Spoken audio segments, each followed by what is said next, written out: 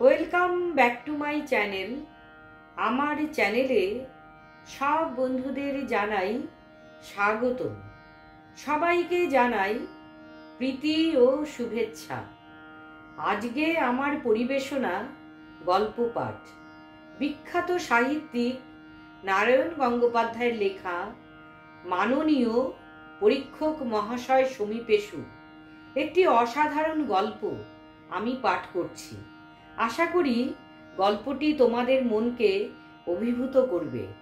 সম্পূর্ণ ভিডিওটি শোনার অনুরোধ রইল। স্যার, আমার এই খাতা শেষ পর্যন্ত আপনি পড়বেন কিনা জানি না, কারণ আপনি দেখেছেন যে আমি একটি প্রশ্নেরও উত্তর লিখিনি। আগাগোড়া এই চিঠিটাই লিখেছি আপনাকে। আপনি হয়তো লাইন কয়েক পড়েই ভ্রুকুটি করবেন, একটা জিরো বসিয়ে দেবেন, তারপর ননসেন্স রাইটিংয়ের জন্য আমার নামে ইউনিভার্সিটিতে একটা রিপোর্ট পাঠাবেন, জিরো ফেলতে পারেন। এই আশাতেই আপনার কাছে এই নিবেদন পেশ করছি। একটা প্রশ্নের জবাব হয়তো দিতে পারতাম, কিন্তু তাতে পাস মার্ক পাওয়া দূরে থাক, পুরীর ঘরেও পৌঁছতো না। তাই ও চেষ্টা আর করব না। তাছাড়া আজ সন্ধ্যার পরেই তো আমি পাশ ফেলের বাইরে চলে যাব। কলকাতার আশপাশ দিয়ে যে অসংখ্য ট্রেন আসে যায়, তাদেরই কারো চাকার তলায় শেষ হিসেব মিটিয়ে দেব আমার। এই খাতা যখন আপনি দেখবেন, তখন ট্রেনে কাটা পড়ে অপরিচিত যুবকের মৃত্যুর ছোট্ট আর পুরানো সংবাদটুকু আপনার স্মৃতি থেকেও মুছে গেছে। আপনার অধ্যাপক বিবেক এইখানে এসে একবার থমকে দাঁড়াবে, বলবেন, ছি ছি, পরীক্ষায় পাশ না করতে পেরে আত্মহত্যা, এর চাইতে অধম কাপুরুষতা কি কল্পনাও করা চলে? দেশের তরুণদের যদি এইটুকুও নৈতিক বল না থাকে, তাহলে বাঙালি কোথায় দাঁড়াবে? জাতির ভবিষ্যৎ কি? বিশ্বাস করুন স্যার, সব কথাই আমি জানি। আরো বিশ্বাস করুন, আমিও বাঁচতে চেয়েছিলাম। ভেবেছিলাম আমার জন্যে সারা দেশ দুহাত বাড়িয়ে অপেক্ষা করে আছে। আমারই হাতের ছোঁয়ার সাঁওতাল পরগনায় বান ডাকানো খ্যাপা পাহাড়ি নদী বিশাল ক্যাচমেন্ট এরিয়ার মধ্যে থমকে দাঁড়াবে। আমি সুইচ টিপলে হাইড্রো ইলেকট্রিকের হাজার হাজার আলোয় ঝলমল করে উঠবে বিহার পশ্চিম বাংলার সেরা ইন্ডাস্ট্রিয়াল বেল্ট ব্লাস্ট ফার্নেসের রক্তিম আভায়। আমি গলিত ইস্পাতে আগামী ভারতবর্ষের ভিত্তি রচনা করে দেব। স্যার, আত্মহত্যা আমি করতে চাইনি। আমার চারদিকে ছেলেরা দ্রুত বেগে পরীক্ষার খাতা লিখে চলেছে। তাদের অনেকেই আমার মতো এখনো স্বপ্ন দেখছে, এবং কিছুদিন পরে ক্রস লিস্টে অনেকেরই সে স্বপ্ন খান খান হয়ে যাবে। তবুও ওদের মধ্যেও কেউ কেউ হয়তো জীবনে কৃতি হবে, ভবিষ্যৎ ভারতবর্ষের আশার মশাল জ্বালিয়ে হাতে নেবে।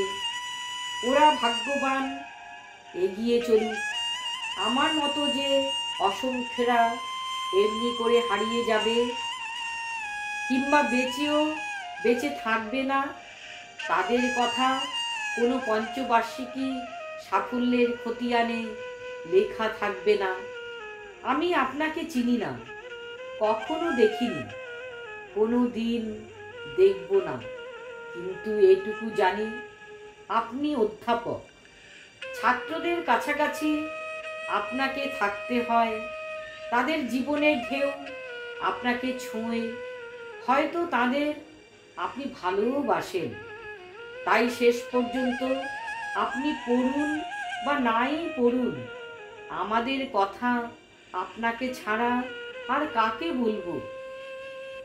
স্যার, স্বপ্ন যখন দেখেছিলাম তখন এই কথাটাই ভুলে গিয়েছিলাম যে আমি মেদিনীপুরের এক অখ্যাত গ্রামের চাষির ছেলে। কিন্তু আমার বাবা চাষা হলেও দিল্লি আলো করা নেতাদের কারুর চাইতে মার দেশপ্রেম এতটুকুও কম ছিল না।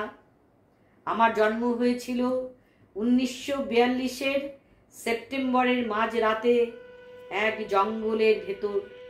কারণ তখন মিলিটারিরা আমাদের গ্রাম জ্বালিয়ে দিচ্ছিল, আর জাতীয় পতাকা আঁকড়ে ধরে বুলেট বেঁধা বুক নিয়ে আমার বাবা লুটিয়ে পড়েছিলেন এক ধান ক্ষেতের ভেতর। বাবার ইচ্ছে ছিল ছেলে হলে তার নাম রাখবেন স্বাধীন কুমার। সেই আগুন জ্বলা প্রলয়ের রাতে বাবার রক্তের আশীর্বাদ নিয়ে স্বাধীন আকাশের তলাতেই আমি জন্মেছিলাম। কারণ মিলিটারির সমস্ত তাণ্ডব সত্ত্বেও দেশের একটি মানুষের মনও সেদিন পরাধীন ছিল না। কিন্তু এসব ইতিহাস থাক স্যার, আপনি যদি এতক্ষণ পর্যন্ত পড়ে থাকেন তাহলে এবার আপনার নিশ্চয়ই ধৈর্যচ্যুতি হবে। আমার বংশ পরিচয় শুনবার কি মাথা ব্যথা আছে আপনার? তাছাড়া এমনিতেও আমি তো 3 ঘন্টার বেশি সময় পাবো না, এসে খাতা কেড়ে নেবে। তাই সংক্ষেপেই বলতে চেষ্টা করি। চাষির ছেলে, চাষবাস করে কোনো মতে বাঁচতে পারতাম, কিংবা অকাল এলে অনেকে যেমন না খেয়ে অখাদ্য খেয়ে মরে, তেমনি করে মরে যেতে পারতাম। কিন্তু আমার বরাত খারাপ। কাকা আমাকে গ্রামের মাইনর স্কুলে ভর্তি করে দিলেন। আর আপনি বিশ্বাস করবেন কিনা জানি না, আমি একটা স্কলারশিপও পেয়ে গেলাম। স্যার, সেই স্কলারশিপই আমার কাল হলো। আমি স্বপ্ন দেখতে শুরু করলাম। মা আমাকে বুকে টেনে নিয়ে চোখের জলে ভাসিয়ে দিলেন। বাবার জন্যে মাকে কাঁদতে দেখলাম সেই প্রথমবার। তারপর 2 চোখ ভরা আলো নিয়ে কাকার সঙ্গে রওনা হলাম 8 মাইল দূরের বড়গঞ্জের হাই স্কুলে ভর্তি হতে। হোস্টেলে থাকবার পয়সা ছিল না। জায়গা পেলাম ধান চালের আড়তদার সামন্তদের বাড়িতে। সামন্তরা দূর সম্পর্কে আমাদের আত্মীয় হতো, কিন্তু গরিব চাষির সঙ্গে যে আত্মীয়তা তারা স্বীকার করতো না। আসল সম্পর্ক ছিল জোদ্দার আর প্রজার, মহাজন আর খাতকে। কাকাই হাতে পায়ে ধরে ওদের ওখানে আমার থাকার ব্যবস্থা করে দিলেন। হাই স্কুলে ভর্তি হলাম, ফিও পেলাম। স্যার, সামন্তদের ঘরে লক্ষ্মী বাঁধা, 2টো লরি, 3টে মোকাম। কিন্তু ব্যবসা যারা করে তারা কোনো দিন পাই পয়সাও বাজে খরচ হতে দেয় না। 500 টাকা দান করে 25,000 টাকার আখের গুছিয়ে নেয়। আমাকেও খেতে থাকতে দিত বটে, কিন্তু তার দামও আদায় করে নিত। এই খাতা দেখেই বুঝতে পারছেন আমার হাতের লেখা খারাপ নয়। তার উপরে অঙ্কে আমার মাথা ছিল। মাইনার পরীক্ষায় অঙ্কে 100-র ভেতর 100 পেয়েছিলাম। ওরাও সুযোগ ছাড়ল না। প্রথম আমাকে দিয়ে চিঠিপত্র লেখাতো, তারপর খাতা লেখাতো, তারও পরে হিসেব করাতো। সকালে 2 ঘন্টা এ আমার বাঁধা কাজ দাঁড়িয়ে গেল। পূর্বার সময় পেতাম রাত 8টার পরে। তাও কি ভালো করে পড়ার জো ছিল? আড়তের লাগাও একখানা ছোট ঘরে আমি থাকতাম, আর থাকতো ওদের এক মুহুরি। মুহুরের বয়স 40 পেরিয়েছে। শুকনো চামচিকের মতো চেহারা, দুটো অদ্ভুত বড় বড় জলজলে চোখ। আমি পড়তে বসলেই সেই হুঁকো ধরিয়ে গল্প আরম্ভ করত। আমার তখন বয়স আর কত, 12-র বেশি নয়। তামাক টানতে টানতে জলজলে চোখ দুটোকে আরো জ্বালিয়ে তুলে বিশ্রী ফ্যাঁসফ্যাঁসে গলায় যেসব গল্প শোনাতো, সে সবের মানে তখন আমি ভালো করে বুঝিনি, পরে বুঝেছিলাম। অকথ্য অশ্লীল সমস্ত ব্যাপার, কতভাবে কত মেয়ের সর্বনাশ সে করেছে তারই বিবরণ। আমার ভালো মন্দ কিছুই বোধগম্য হতো না, ভারী বিরক্তি লাগত। চুপ করুন, আমায় একটু পড়তে দিন। আরে থাম বাপু থাম, চাষার ছেলে বিদ্যাসাগর হবে। হ্যাঁ, তার চেয়ে হুঁকোটা ধর, তামাক খাওয়াটা শিখে নে। মুহুরি যদি ক্লান্ত হয়ে শুয়ে পড়ল তো দপ করে লণ্ঠনটা গেল নিভে। সামন্তদের বাড়ি থেকে যেটুকু কেরোসিন তেল বরাদ্দ হতো, তাতে রাত 9টার পরে আর আলো জ্বলবার কথা নয়। স্কলারশিপের যে সামান্য কটা টাকা পেতাম, তাতে নানা টুকটাক খরচ চালিয়ে আর তেল কেনবার পয়সা জুটত না। তবু এর মধ্যেও ফার্স্ট সেকেন্ড হয়ে ক্লাস 8 পর্যন্ত উঠেছিলাম। তারপরেই দেখা দিল বইয়ের সমস্যা। দেখলাম স্কুল ফাইনালের বই কেনা প্রায় 70-80 টাকার ধাক্কা।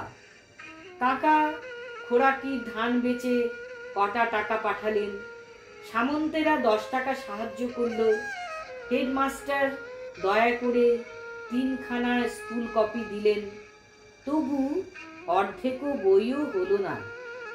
আর সামন্তদের 10 টাকার ঋণ সুদতে হলো খাতার পর খাতা লিখে। স্যার, মাইনারে স্কলারশিপ পেয়েছিলাম। ভেবেছিলাম আমি তুচ্ছ সাধারণ ছাত্রদের দলে নই, আমার মধ্যে শক্তি আছে। তারই জোরে আমি স্বাধীন কুমার, স্বাধীন গৌরবে মাথা তুলে দাঁড়াবো। যে ভারতবর্ষের জন্যে আমার বাবা বুকে রক্ত ঢেলে দিয়েছিলেন, সেই ভারতবর্ষে আমি আমার সত্যিকার কাজের জায়গা খুঁজে পাব। কিন্তু না পারলাম ঠিকমতো পড়াশুনো করতে, না হলো ভালোভাবে পরীক্ষা দেওয়া। রেজাল্ট বেরুলো, দেখা গেল 3rd ডিভিশনে পাশ করেছি। হেডমাস্টার থেকে আরম্ভ করে সবাই এক বাক্যে ছি ছি করতে লাগলো। সামন্তদের যে ছেলেটা 3বার বিয়ে ফেল করে এখন হলদি নদীর ধারে ধারে বন্দুক কাঁধে কাদা খোঁচা শিকার করে বেড়ায়, সে বললে পাশ করেছে এই ওর ভাগ্যি। কত ব্রিলিয়েন্ট ছেলে স্কুল ফাইনালে হিমশিম খেয়ে যায়। দুদিন ঘরে মুখ লুকিয়ে পড়ে রইলাম, উঠলাম না, খেলাম না। আর তারই ভেতর মার চোখের জল টপ টপ পড়তে লাগলো আমার কপালে। ওঠ বাবা ওঠ, আবার মন দিয়ে লেখাপড়া কর, তুই জীবনে ঠিকই বড় হতে পারবি। তোর মতো কত দুঃখী ছেলে একবারই পাশ করতে পারিনি, তাদের কথাও ভেবে দেখিস। স্যার, আমার বুক বাঁধলাম। এবার চলে এলাম কলকাতায়। কি করব? ওই সামন্তদের কাছ থেকেই চিঠি নিয়ে এলাম। সরকারেরা সামন্তদের কুটুম, বড় বাজারে তারা তামাকের ব্যবসা করে, সেইখানেই জায়গা হলো। ওই এক কাজ, দোকানের ব্যাপারে সাহায্য করতে হবে। দরকার হলে তাগাদায় বেরুতে হবে। তবু মনে হলো কলকাতা, কলকাতা, কত বড় জীবন এখানে, কত সুযোগ, বড় বড় কলেজ, নামজাদা সব দিকপাল অধ্যাপক। সেই সব কলেজে একবার পা দিলে নামকরা প্রফেসরদের জ্ঞানের একটুখানি ছোঁয়া পেলেই আমার মনের ভেতর হাজার আলো ঝলমল করে উঠবে। সারা পৃথিবীর প্রাণের ঢেউ এই কলকাতায় এসে ভেঙে পড়েছে। তার সঙ্গে একবার প্রাণ মেলাতে পারলে আমি রাতারাতি খোলা আকাশে মাথা তুলে দাঁড়াবো। প্রথম বর্ষার জল পেয়ে মরা চারা গাছ যেমন নতুন পাতা নিয়ে বেড়ে ওঠে। গেলাম কলেজে, সঙ্গে আবার কটা খোরাকির ধান বেচা টাকা। জানি এর জন্যে সংসারের সবাইকে হয়তো বেশ কদিন আটপেটা খেতে হবে, হয়তো উপোস দিতে হবে। কিন্তু যদি ভালো করতে পারি পরীক্ষায়, যদি মানুষ হতে পারি, যদি বিরাট বাড়ি কলেজের, তাতে রথের মেলার ভিড়, সেই ভিড় ঠেলে যদি বা অফিসে পৌঁছতে পারলাম। শুনলাম 3rd ডিভিশন, আইএসসিতে সিট হবে না। একটা দুটো নয় স্যার, 6টা কলেজ থেকে ফেরত দিলে শেষে ওরই মধ্যে একটু অকুলীন একটা কলেজে জায়গা হলো। ভাইস প্রিন্সিপালের সঙ্গে দেখা করতে গেলাম, যদি কিছু কনসেশন পাই।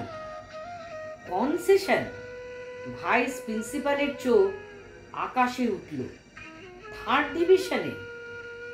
স্যার, আইএসসিতে এমনি আমরা কনসেশন দিই না, তার ওপরে 3rd ডিভিশন। স্যার, গরিবের ছেলে, সব বাঙালির ছেলেই গরিব। সেভাবে দেখতে গেলে কলেজ শুদ্ধ ছাত্রকেই ফ্রি স্টুডেন্টশিপ দিতে হয়। স্যার, একেবারে চাষির ঘরের ছেলে আমি। ভাইস প্রিন্সিপাল দারুণ বিরক্ত হলেন। তাহলে কলেজে পড়তে এলে কেন? চাষবাস দেখলেই পারতে। হায়ার এডুকেশন তোমাদের জন্য নয়। গো গো, ডোন্ট ডিস্টার্ব মি। কনসেশন হলো না। পথে ফিরে আসতে আসতে সামন্তদের সেই মুহুরির কথা মনে পড়তে লাগলো। চাষার ছেলে বিদ্যাসাগর হবে? হ্যাঁ স্যার, তখনই হয়তো আমার দেশে ফিরে যাওয়া উচিত ছিল। এক মাঠ রোদের ভেতর, আগুন পোড়া মাটিতে, যেখানে এক মুঠো মুড়ি খেয়ে কাকা লাঙ্গল দিচ্ছেন, তার কপাল বেয়ে টপ টপ করে ঘামের ফোঁটা পড়ছে, সেইখানে নিজের জায়গায় গেলেই আমার ভালো হতো। শহরের এই অপমানের চাবুক এমন করে আমার গায়ে পড়তো না। কিন্তু স্যার, আশা আমি ছাড়তে পারলুম না। কেমন জেদ চেপে গেল। মনে হলো এর শেষ দেখে ছাড়ব। সরকারদের তামাকের দোকানের একধারে থাকি। সামন্তদের সঙ্গে কত তফাৎ। সেখানে ছোট একটা 8 চালার ঘরে থাকতে হতো বটে, কিন্তু বাইরে আকাশ ছিল, আলো ছিল, স্নানের জন্যে মস্ত একটা দিঘির কালো গহীন জল ছিল। বাতাসে ধূত্র ভাটি, চাঁপা বকুলের গন্ধ ছিল। কিন্তু এখানে বড় বাজারের গলি, বেলা 12টায় সারি সারি দোকানে ইলেকট্রিকের আলো জ্বলছে। 3 হাত রাস্তার দুধার দিয়ে আকাশ ছোঁয়া স্যাঁতা লাগা বাড়ি। বাতাস নেই, গায়ে ধাক্কা দিয়ে হাজারো লোকের রাত 1টা 1:30 পর্যন্ত আসা যাওয়া। গুমোট গরম, লাইন বাঁধা দোকান থেকে তামাক আর গুড়ের গন্ধ আর কান ফাটানো কোলাহল। এরই মধ্যে এক কোনায় একটা তক্তপোষে থাকি। সারা রাত ইঁদুর চড়ে, দিনে দুপুরে আরশোলার উৎপাত।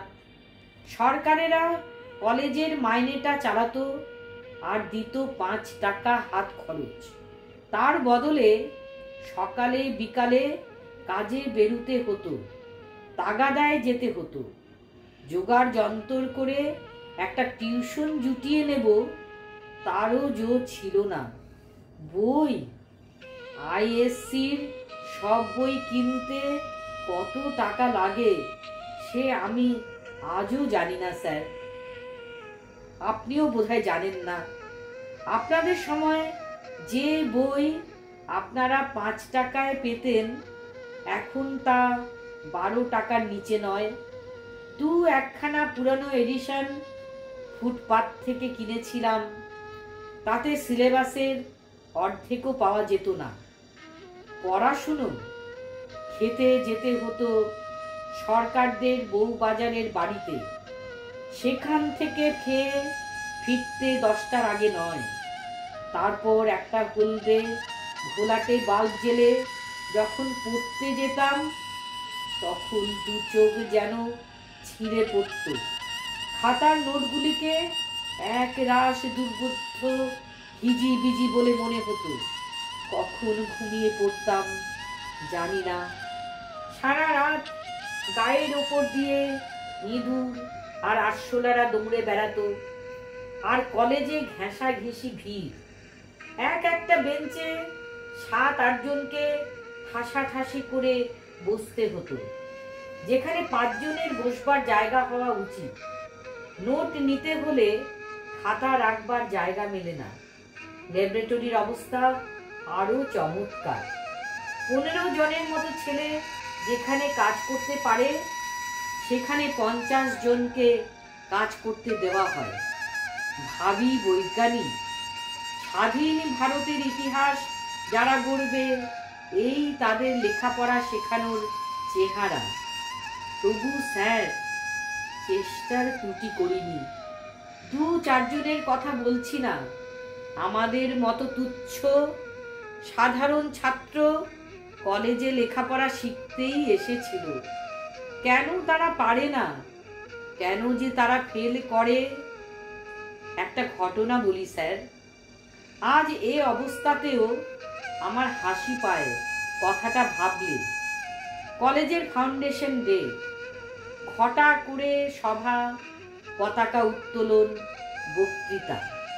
সবচেয়ে ভালো বক্তৃতা দিয়েছিলেন ভাইস প্রিন্সিপাল।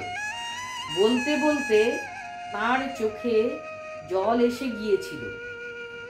আমরা একটা স্ট্যাটিস্টিক্স নিয়ে দেখেছি, কলেজে 10% ছেলে মোটামুটি সব বই কিনতে পারে, 20% কিছু কিছু কিনতে পারে, বাকি 70% একখানা বইও কিনতে পারে না। এই অবস্থায় কি শিক্ষা আমরা দেব, কাদেরই বা দেব? এর যদি প্রতিকার না করা যায় তাহলে শেষ পর্যন্ত দেশ কোথায় গিয়ে দাঁড়াবে?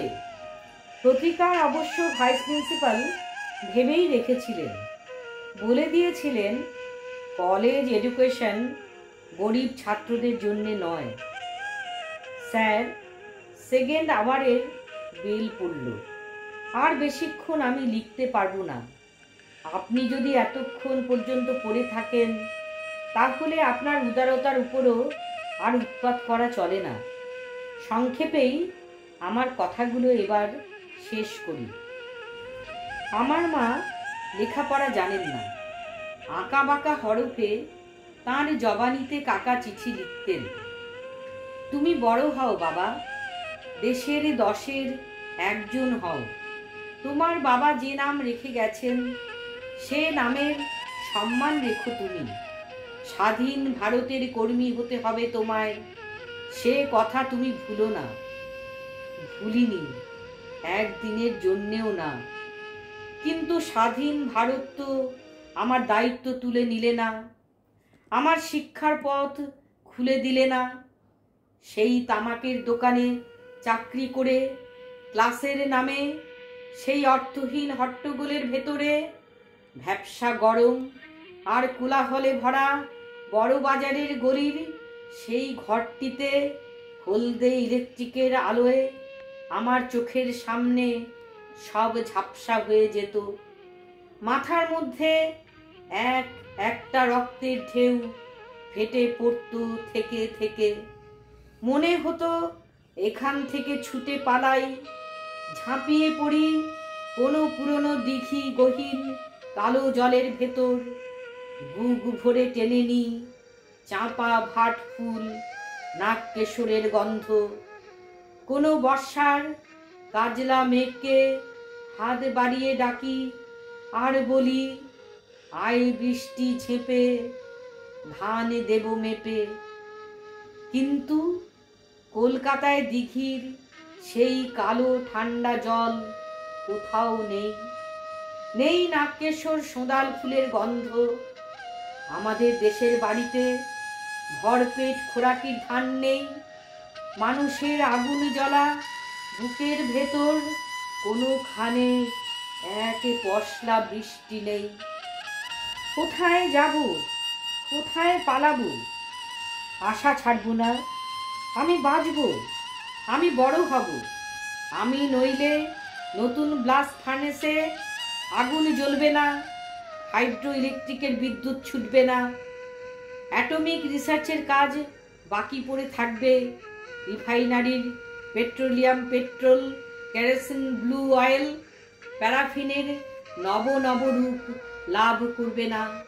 সেই ময়দানবের মন্ত্র আমায় জোর করে কেড়ে নিতেই হবে।